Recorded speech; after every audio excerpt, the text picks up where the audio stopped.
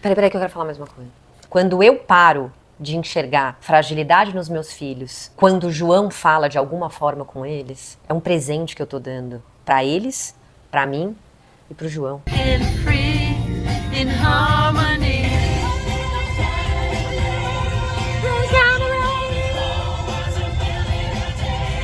É muito curioso que o que encanta a gente no outro, no começo das nossas relações, pode se tornar exatamente o que mais desafia a gente quando a vida convida a gente a crescer junto. Quando um casal está se conhecendo, as diferenças são vistas de forma muito legal, tipo até admiração. Poxa, como é que ela pensa? Ó, que liberdade que ela tem em relação a esse assunto que eu não tenho. Mas quando vem os filhos, acontece uma coisa interessante. São duas formas completamente diferentes de ver a vida. E agora, a de quem vai prevalecer na deles? E o pior, a gente se apega à nossa própria forma de ver as coisas e sem a gente perceber, a gente fica cego para o que de fato está acontecendo. Outro dia a gente estava na casa de uma amiga e numa conversa sobre como os meninos estavam lidando com a competição. Como eles estavam lidando mal com a competição.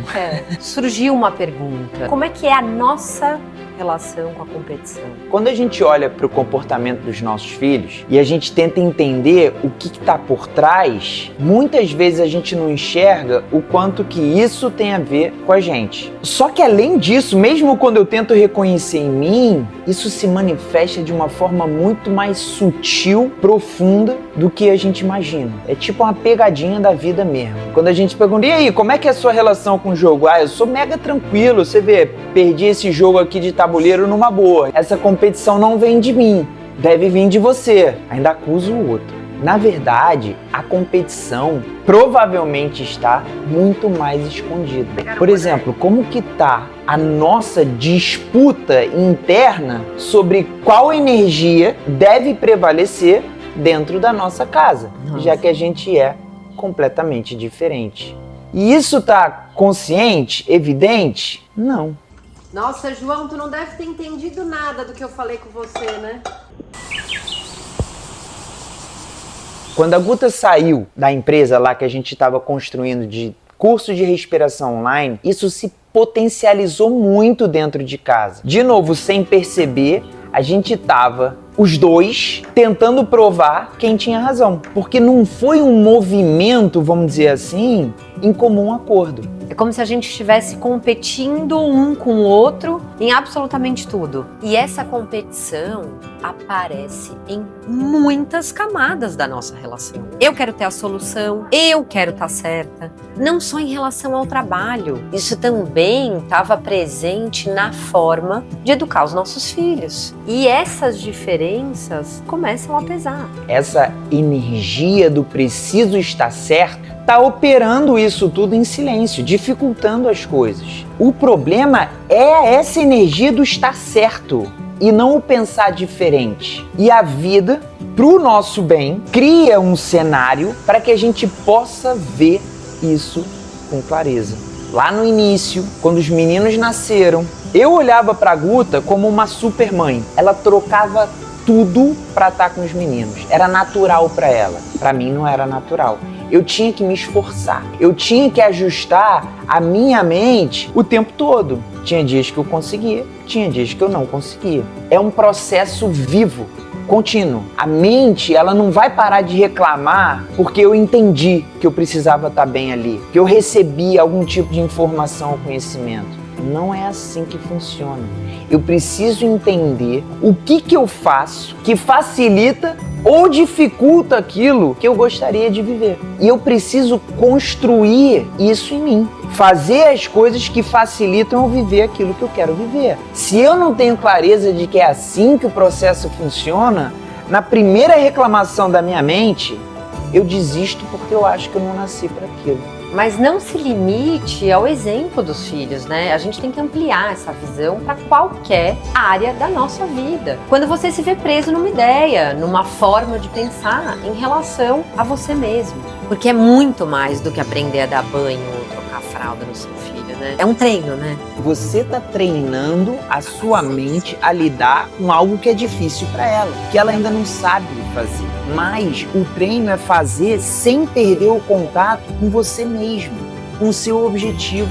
Porque na vida você vai se deparar com isso o tempo todo. Não é aonde você está treinando, como é o seu treino. É o que você está aprendendo naquilo. Porque se isso não estiver claro, dentro desse exemplo, eu contrato uma babá para fazer essa função que dura pouco tempo na minha vida, sabe? Pô, dar de mamar, trocar fralda. Não faz diferença, porque já ele vai crescer e eu não preciso mais disso. Não é sobre a fralda, é sobre você. É sobre o quanto que você precisou aprender para conseguir estar mais presente naquele momento. Porque essa é a forma de estar bem aqui dentro. Exato. Não é a gente se livrar dos desafios, é não se perder de você diante deles. Para você não se perder do seu caminho. Porque você quer ir numa direção, vem um desafio, eu mudo a direção, isso é ruim para todo mundo, mas principalmente para você. Então, quanto mais vivo isso tiver em você, mais liberdade você tem para viver. E aí, voltando à nossa história, um problema foi criado ou potencializado quando eu me via como um péssimo pai. E ela como uma mãe incrível. Ela sabe o que ela está fazendo e eu não. E quando a gente começou a divergir nesse caminho do trabalho, ela acha que é por aqui e eu por aqui, essa energia do querer estar certo foi uma forma que a vida me forçou, vamos dizer assim, a colocar a minha energia dentro de casa, principalmente em relação aos meninos. A gente estava numa disputa. Foi negativo, mas foi importante. A energia masculina, ela é diferente. E a gente, mãe, tem uma tendência de ver os nossos filhos como frágeis. E aí a gente invalida e corta essa energia, né? E claro, se ainda existe essa competição invisível, isso se manifesta com muito atrito. Quando a gente chegou aqui em Serra, os meninos tinham de 5 para 6 anos. A gente já tinha vivido muita coisa. E o João já tinha construído muita coisa dentro desse papel de pai. Mas o padrão insiste. O pai chama a atenção dos filhos e a mãe interrompe para proteger, invalida. Esse atrito causa muita insegurança na família como um todo. A vida, ela sempre cria o cenário perfeito para que grandes transformações possam acontecer. Não era sobre eu aprender a controlar e parar de interromper. Era sobre como a gente permite a entrada de uma outra energia dentro das nossas vidas. Só que a vida ensina criando um cenário desafiador. Por isso, o aprender a estar inteiro nele é importante. Aí, nesse momento, eu achei um emprego que financeiramente seria um super alívio para casa. Mas, ao mesmo tempo, eu sumi de casa. Né? Eu trabalhei durante 1 ano e meio, incluindo sábado e domingo, todos os dias. De 8 da manhã a, no mínimo, 8 da noite. Então a vida me convidou para eu assumir 100% as rotinas de casa? Sim. Só que para isso eu tive que aprender a abrir mão, como o meu trabalho, por exemplo. Não é mais a prioridade. Eu tive que lidar com as minhas inseguranças. O nosso relacionamento já não estava bom, a gente estava nesse atrito. E agora eu dependo 100% dela, financeiramente falando. É uma posição desconfortável. Tudo isso se resume em uma palavra: resistência. As minhas resistências.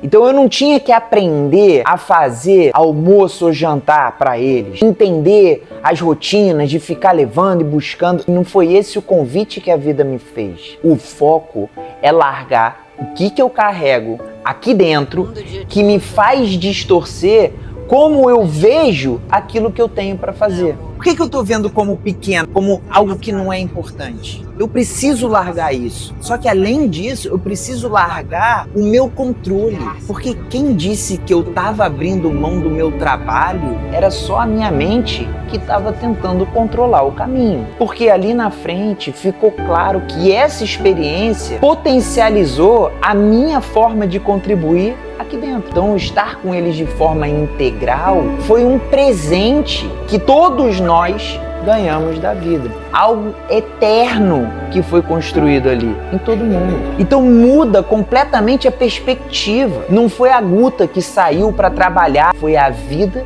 que fez esse convite. Esteja com seus filhos, você precisa deles e eles precisam de você. E a família precisa disso. Mas esse vídeo não é para falar que agora os meninos recebem a nossa energia. Esse é um vídeo para você refletir sobre as suas forças, que muitas vezes a gente deixa de lado, a gente se invalida, a gente se desvaloriza. O tá alinhado como família não é pensar igual, mas é reconhecer que o outro tem algo que eu não tenho e que essa energia pode estar presente. E quando eu dou a liberdade para o outro estar presente, essa energia pode ser colocada de uma forma muito mais consciente. Eu sou um cara mais duro, disciplinado. Bora viver esse desconforto, manter a mente no lugar. Essa é a minha energia. E eu quero colocar em prática, mas existe uma resistência, por exemplo, da Guta. Naturalmente, eu vou colocar essa energia carregada de querer estar certo,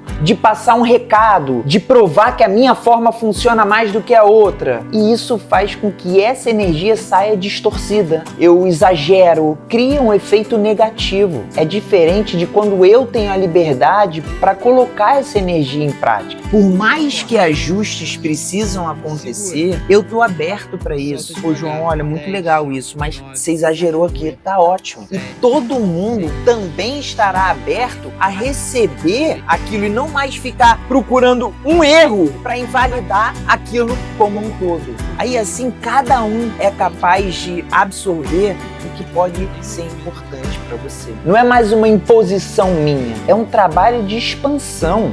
Expandir quem eu sou e não ficar agarrado a essa ideia limitante daquilo que eu conheço de mim. Então, no fundo, não é sobre o outro, é na verdade você aprender a validar a si mesmo, lapidando o que você tem de bom para poder oferecer isso dentro da sua realidade, para os filhos, para o relacionamento, no trabalho e no mais importante, com você mesmo. Porque a gente pode construir a fortaleza que for e enganar a todo mundo, mas a gente não engana a gente mesmo. Os nossos filhos, eles não crescem confiantes porque a gente colocou eles na capoeira, no surf. Se dentro de casa não existe essa confiança um no outro, isso também vai estar presente nas crianças. E essas atividades vão ser uma forma de esconder e não de lidar. São duas formas completamente distintas. Não é mais sobre quem está certo, é sobre você ter a liberdade de ouvir o que é diferente de você,